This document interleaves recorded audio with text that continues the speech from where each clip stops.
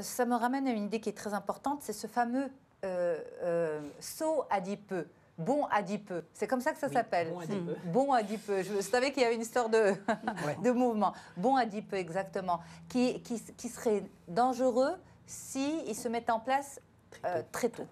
Effectivement. Alors là, il y a quelque chose d'essentiel pour faire la transition, c'est qu'il faut organiser sa maison.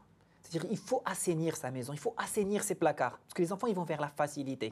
Si c'est un panier de fruits, c'est un fruit. Mais si c'est des biscuits cachés dans un placard, des chips, ça sera des biscuits et des chips. Donc il faut assainir et garder le temps des repas précis. Alors ça, le bon adipeux, c'est physiologique. En fait, c'est des réserves que l'enfant fait pour préparer sa croissance. Vers quel âge? Généralement, ça se fait vers 6 ans. Okay. Et on a peur quand ça se fait avant. C'est pour ça que j'insiste sur un point important. Dans tous les carnets de santé, il y a une courbe de poids que personne ne remplit, alors que son rôle est très important. C'est-à-dire qu'il y a une courbe de poids avec un minimum et un maximum. Tant que l'enfant évolue dans ce cadre, il faut le laisser en paix. Donc en fait, vers 6 ans, en moyenne, tous les enfants prennent un peu plus de poids? Oui, on remarque dans la courbe que ça descend un peu et puis hop, il y a un pic.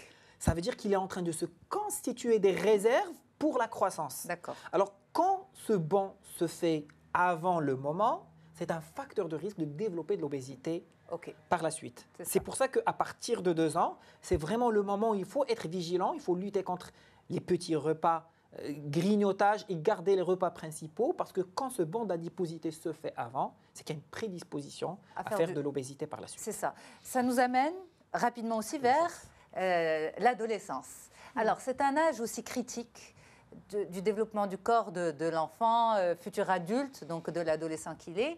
Et en même temps, les parents n'ont plus aucun contrôle, encore moins alimentaire, sur cet ado. À ce moment-là, c'est quoi? Si on a construit avant, eh bien, tant mieux, parce que l'enfant va aller normalement sur la bonne voie.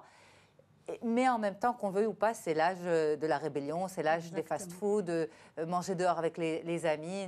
Et surtout que ça coïncide, parce qu'au fait, on parle d'adolescence par rapport au comportement, mais par rapport à la croissance, on va parler beaucoup plus de la prépuberté et de la puberté. Donc, mais ça coïncide. Et c'est là où vraiment il y a une amalgame des deux comportements et le comportement par rapport à la puberté.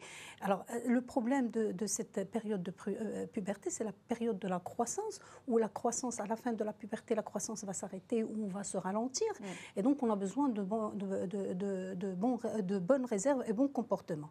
Mais il y a aussi le problème de l'adolescence. Et là, je vais aussi dire, il n'y a pas que le risque de l'obésité, mais il y a un autre risque qui est encore plus important, surtout chez les jeunes filles.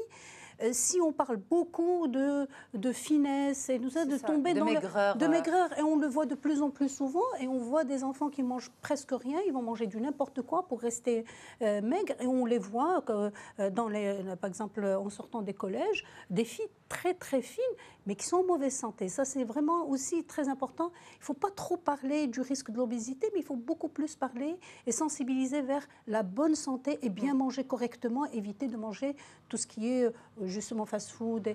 Il faut les laisser. Il ne faut pas dire non, on ne va pas le prendre. Mais ça va rester, par exemple, le repas de la semaine, le repas plaisir, où on va le faire peut-être en sortie et tout.